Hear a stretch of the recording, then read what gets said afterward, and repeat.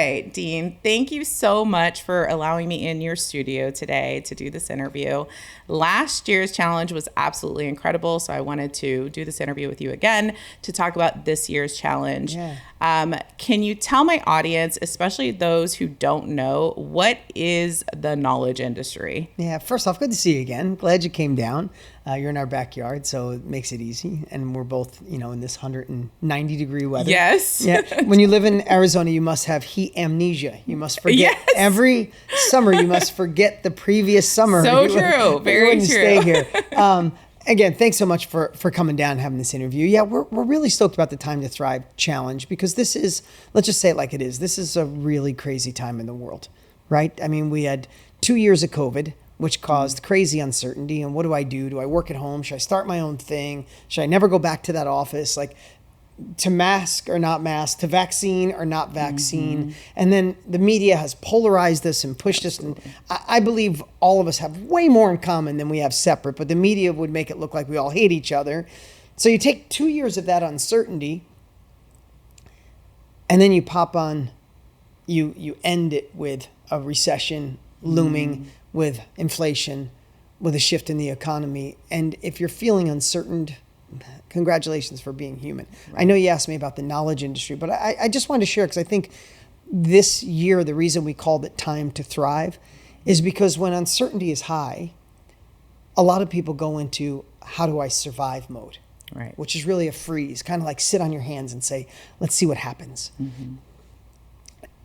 And I think we can all agree that no one's coming to save us, right? I say this all the time, but I don't care if you liked or hated the last president or you like and hate this current president. Neither one of them came and saved us. No. So it doesn't matter like which one. And it's so divisive and people are so separate, but it's like, okay, choose one that you like or don't like. Did either one of them do anything to enhance your family's life? Right. That's not where we must take responsibility for it, especially in a shifting time. But I think what's really important about this year's message and what we're teaching in the self-education industry is this is a time you're going to have the tendency to freeze and wait to see what other people do, when in fact, this is when you should be charging forward. This is when we need to take uncomfortable action even more. And it truly is a time to thrive, right? If you Google when the most wealth is made, when is it made? During a recession. Right. During a shift in economy. When are innovative companies created? During a recession. Right. Because those that don't sit and wait don't have as much competition. Right? So you asked me a question, and I digressed there for a moment because I just think welcome to being, human if you have those emotions. But in times like this, we know that some industries are going to go down and some industries are going to go up.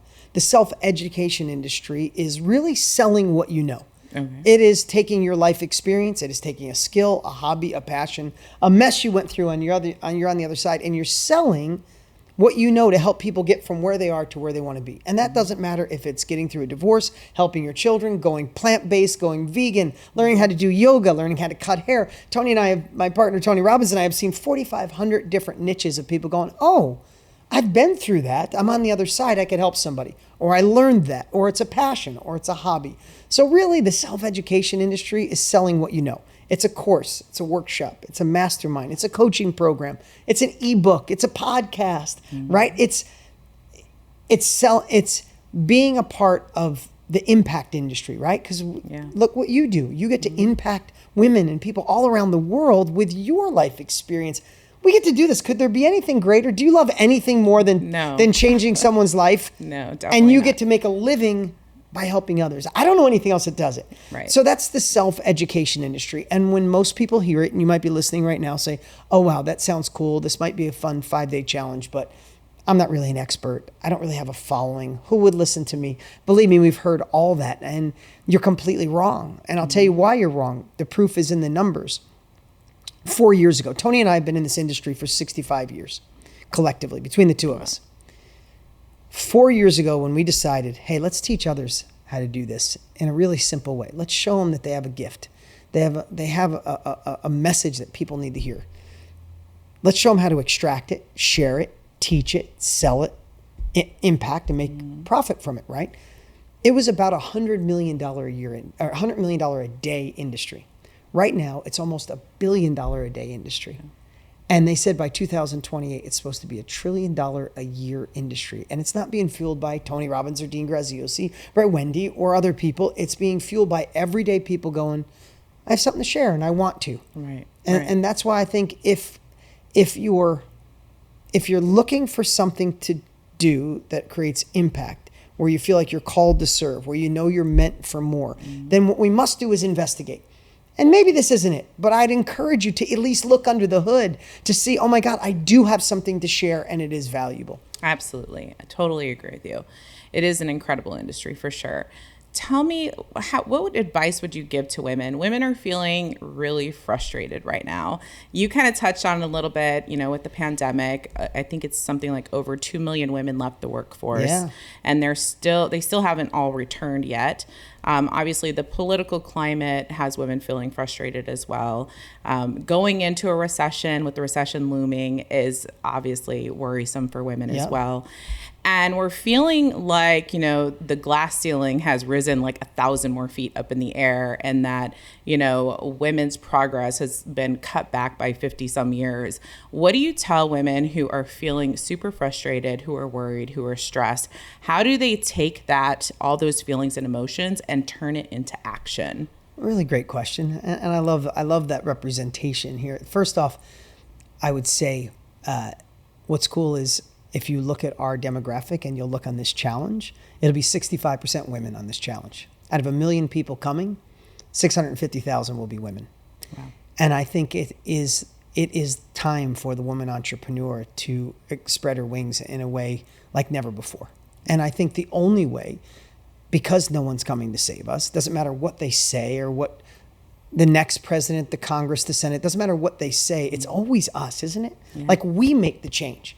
It doesn't start from the top down. It starts from the bottom up. That's just the way it is. Representatives make it look like they can make a difference. Are they? No. Right? Are they? No. Right? So we must. So how do you get a louder voice? Right. Listen, the reason, and this is not because you're here and you just brought up women. The reason I'm successful is because my mother, when I was 3 years old, my parents got divorced. And I watched my amazing mom work 3 jobs to make $90 a week. And you can see the goosebumps on my arm. My mother never had a voice. And I remember being 9 years old, 10 years old, saying, I am going to be successful to retire this amazing woman. She got in some bad relationships. She was married multiple times. It didn't work out. She tried job after job. And she didn't feel smart, but she was the wisest woman I've ever met. And I remember being 10 years old and saying, someday I'm going to take care of that woman, right? Yeah. And I've watched her through the years desire more, but something held her back. She had the most creative mind you would ever imagine. She could look at something and make something beautiful in a moment, but because she was a little slow in school and had dyslexia, and because of the world saying, this is a men's world or a different world, or it's just for smarter people or for different people or people with money, my mother held on to limiting beliefs. And I think she locked in that creativity she should have had. So maybe that's why we have a higher woman demographic, because I always lean into unlocking women's potential. What would this world do without intuition of a woman? For a fact, in your relationships and life, a woman always, my wife right now, she'll see somebody in 2 minutes and go, good person. I don't think you should do business with them. And she's always right. Your creativity. So here's what I'd say. That was a great question that I've never got asked, and I love when I have never asked a question. But here's what I'd say. How do you change? You have to be the change, right? We have to be stronger. You have to do whatever it is you do. We have to go deeper, stronger. Money, when you say money doesn't solve problems, there's a couple things that I'd like to share is, unfortunately, in today's world, money is influence. Mm-hmm. It is. Yes. You can have a louder voice. You can impact more people. You could donate to the causes of your dreams. When people say money doesn't buy happiness, I say, well, you haven't given enough away yet. Right? Because when you can cut a check to solve a problem, when you can cut a check to fuel a movement, when you can have the independence to say, I don't have to listen to anybody. I'm going to be who I want to be at a time when I need to be me. Sometimes the strength of doing your own thing, having the confidence, the courage, and the income can allow you to not have to kowtow to anybody, not to a corporation, not to someone else's beliefs. You get to be you. Whatever your beliefs are, you get to be you. So I would say a long answer to a short question is stop playing small. I know that might sound harsh, and I love your thoughts on that, but I think it's time to stop slaying swans. Stop looking for permission, not permission from anyone. You don't need permission. You need to look in the mirror and say, we're doing this no matter what. Whatever that is, whether that's the self-education industry or just going after that dream that you've been fighting for. I was talking to Jenna Kutcher, who's a dear friend, and I love Jenna, and she said she remembered when she talked to a mom once, and she said, I had been thinking about it for years, and every time I'd play with my daughter, she said, I would take a crayon and I would draw out the logo in crayon on her piece of paper. And she said, for years I realized I was just dreaming with crayons. And finally, and this woman went on to do amazing things, but she had that creativity, that energy. She was just being held back. And when she finally gave herself permission, everything changed. Wow. I love Jenna Kutcher, by the way. I loved her training last year also. So 97% of my audience is women. I have about 1.5 million followers on Instagram. I would say we estimate about 65% of them are women of color. A lot of Latina as well. And so my mom is Latina, and she owned a salon for 40 years before she retired. And I know your wife is also Latina and owns a very successful salon here in Scottsdale as well. And I'm wondering, how can we get more Latinas involved in the knowledge industry, specifically in the coaching industry? Because I'm very well networked within the coaching industry, but when I go to hire a coach, I don't see a whole lot of Latinas in the coaching industry. I'd say it's all my wife ever says. Yeah, and I would love to see more Latinas in the coaching industry, specifically the knowledge industry. Like, what are some things, like, why should Latinas be joining the knowledge industry? Because I feel like I want to hire coaches who look like me, who I can culturally relate to, but there's not a lot of options out there. So tell me a little bit, kind of, what are your thoughts? Why should Latina women be in the knowledge industry? Okay, so I'll tell you what my wife says. Okay. So every time I write a book or I read a book, the first thing she says is it in Spanish for my dad? Oh. Is it in Spanish for my dad? My dad needs this, right? And what my wife said, and I want you, where are you from originally? I'm actually American, but so my mom is... So is my wife. My wife was born here, but her parents are both in Mexico. Exactly. Chihuahua is where my mom's from. She's from Chihuahua too. Oh, wow. Yeah, she spent every summer of her childhood in Chihuahua. Yeah, that's where my mom is from. She said her parents would just ship her to her aunts and uncles, and she'd spend the summer. Yeah, we would go every summer to Mexico also. Wow, so you guys, you get it. And so what my wife says is that because especially first or second generation Latinas here in America are fighting for their version of the American dream. If you're here in the States, right? Yeah. And she said it's less personal development, and coaching is just a little behind in Mexico. So it takes time to catch up. Because my wife is always saying, why aren't my brothers? Why isn't and my wife's entire family is successful. I love them. Her dad came here in 7th grade from Mexico, didn't speak the language, came over here, and now she has 4 brothers and sisters. The whole family's successful. They're an amazing family. They inspire me every day. But she's always saying they're a generation 2 away from understanding how important coaching is. And my wife wants to change it. Every time I write a book, she goes, how quick before it's in Spanish, hon? I'm like, give me time to finish the first version, right? I totally agree with your wife, for sure. What my wife believes, as she's always, I wish she was here right now, is that as Latina women have to go into coaching because that the Latina market needs it so bad. And my wife wants to bring it back to Mexico. She goes, it's taken too long for them to understand how powerful it is to learn from someone else to go faster because it's just not part of their culture yet. Right. And like my wife's mom, when she wants coaching, she goes to the Catholic Church.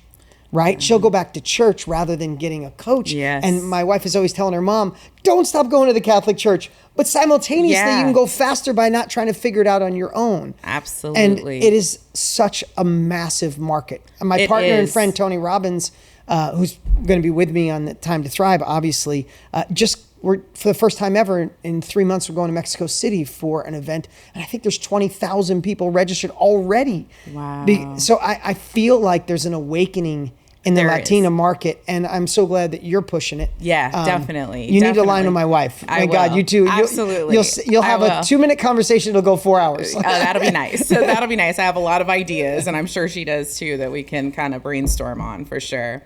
Yeah, and I have a pretty big demographic that is Latina, so I really want to teach Latinas that the knowledge industry is for them. Like, this is where you should be. This is where you want to be. So. Yeah, and a couple of things I want to share really quick, and then dial me back in. I know you got some great questions, and I know it can be long-winded, go ahead, but I think this is important, is when it comes to, if you're thinking, man, I'd love to be a coach. I'd love to create a coaching curriculum or a course or a mastermind or a workshop. But what can I really teach? I want you to really hear this.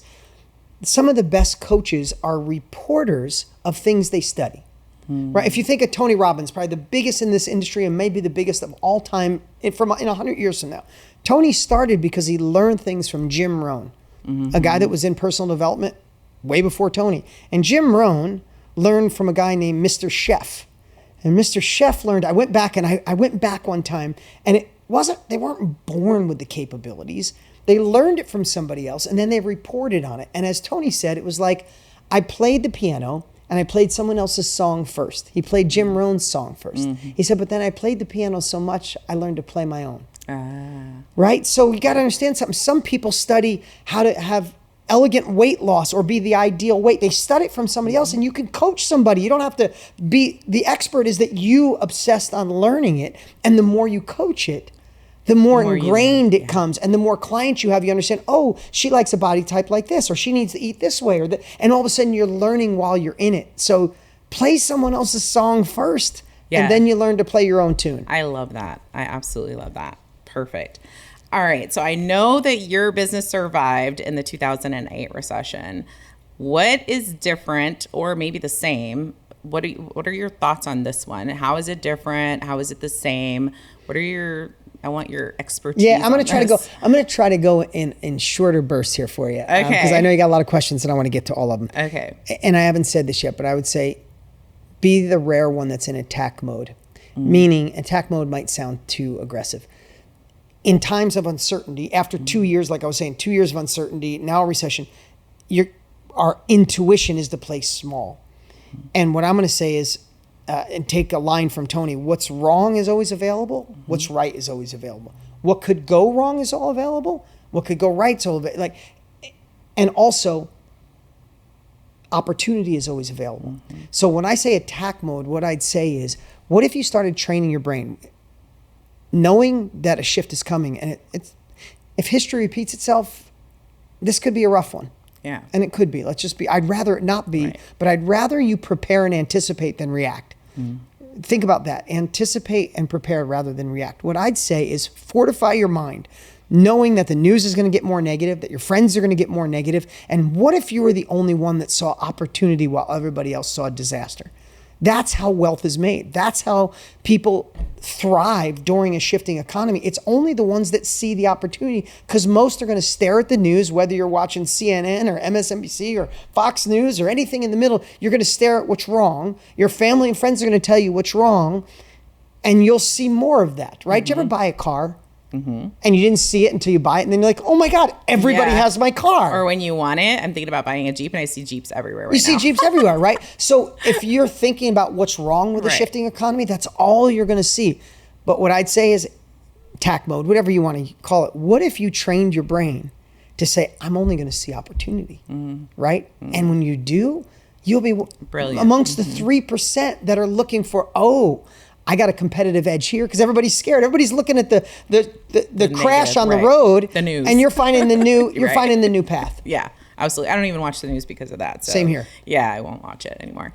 So with that being said, like the last recession was obviously in 2008, and the knowledge industry really wasn't a part of, it wasn't huge like it is right now.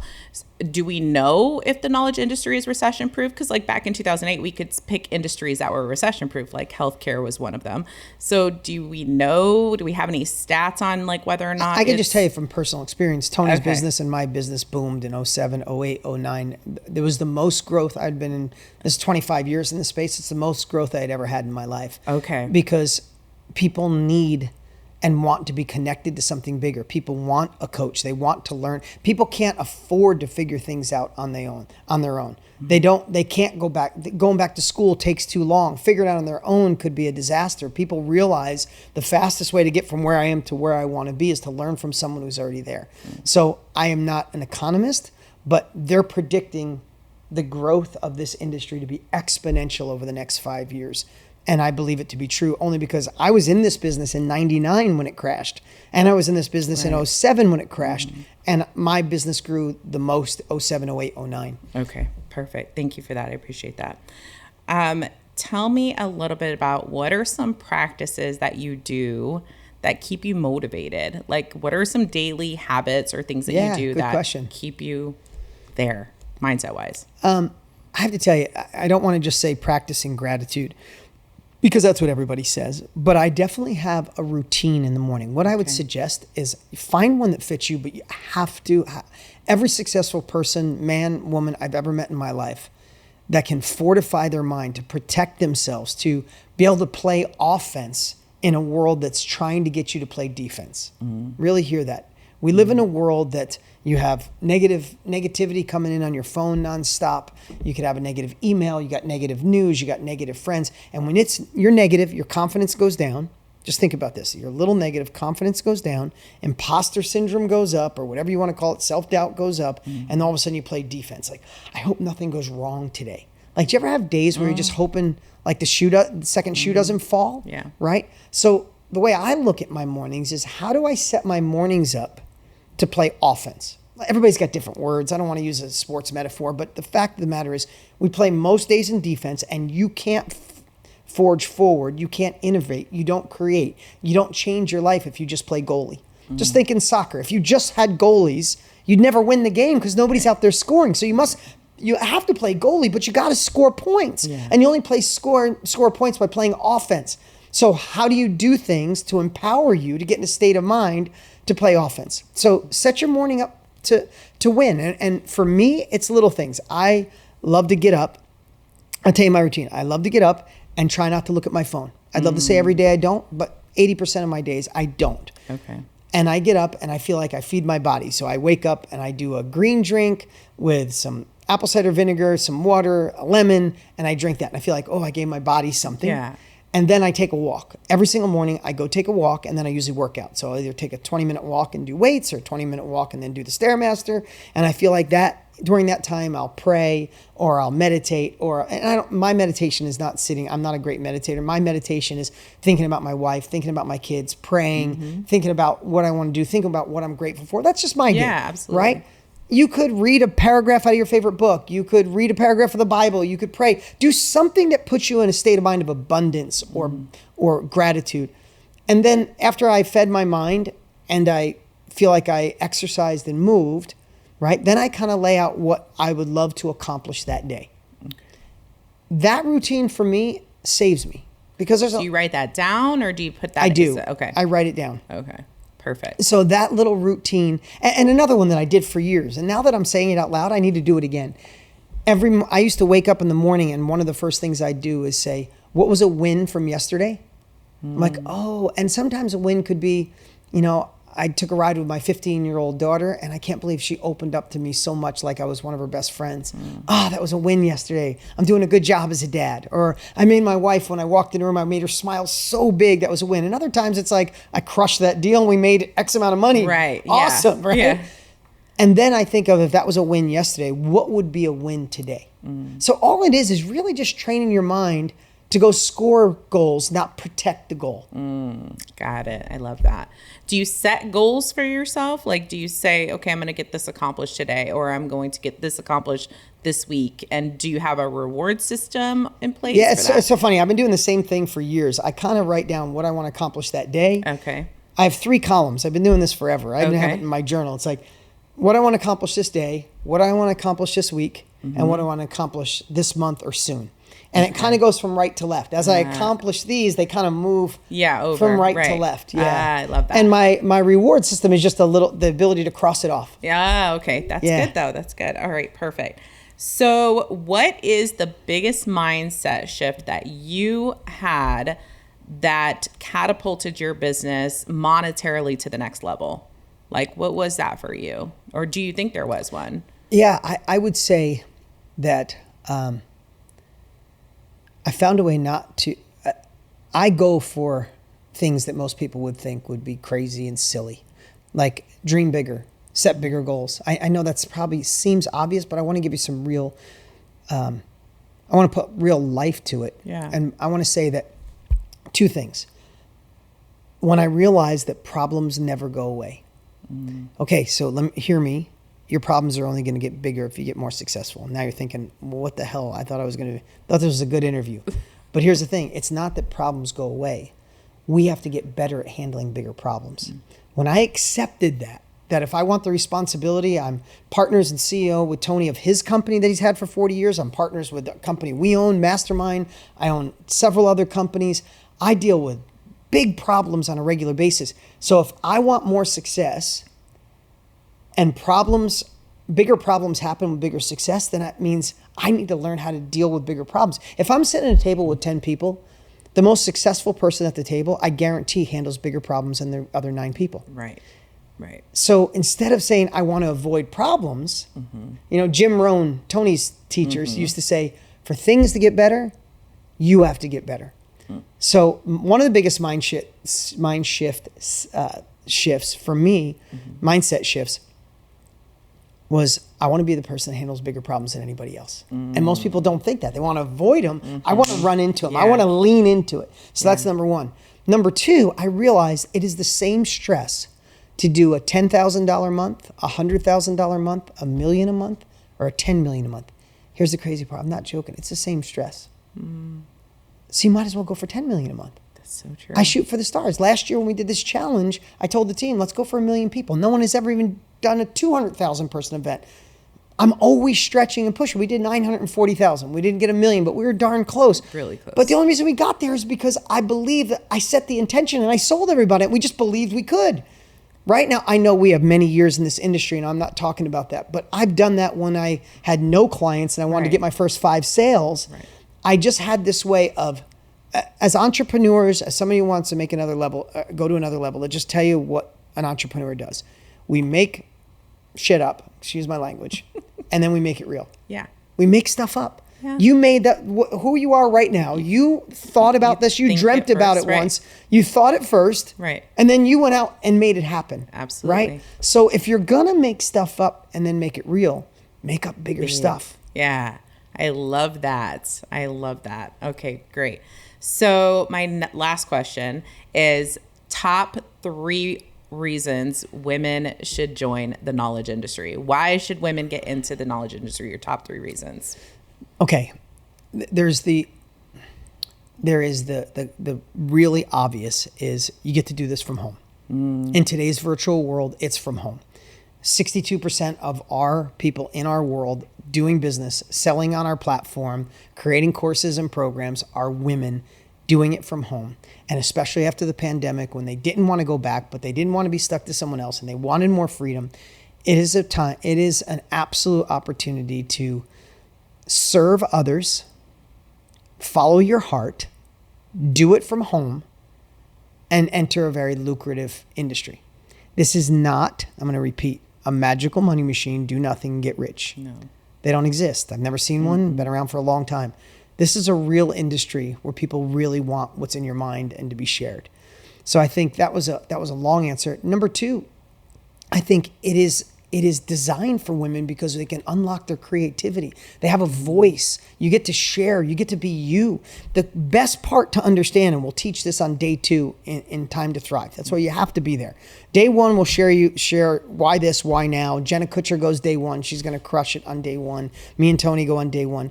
Day 2, I have my friend Glow Atanmo coming. She's so good. She's flying in from Bali just to be here. She's going to be here in the studio.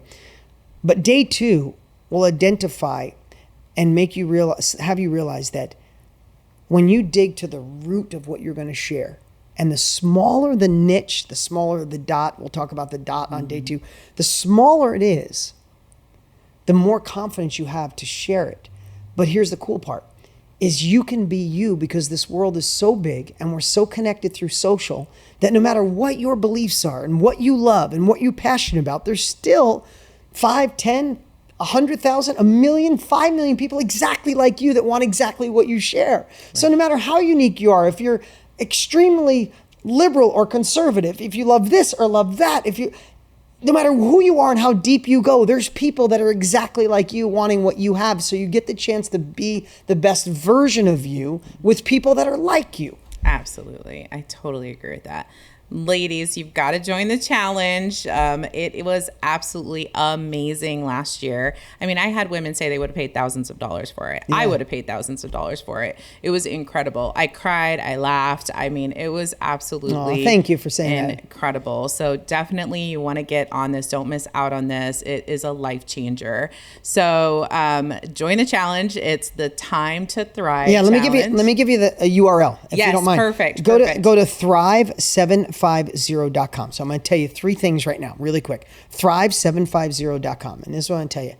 This might be the last year we're ever doing it. It's a lot of work to put 1 million people together, and we're just busy with so many companies. So this might be the last year. Do not miss this. This is a time to thrive. Over 5 days, it can only deliver value to your life. It's not kind of free. It's completely free. We're bringing the best guests on the planet. We have amazing speakers. Day 5, Lisa Nichols is coming. Oh my God. If you never saw Lisa Nichols speak, it is unbelievable.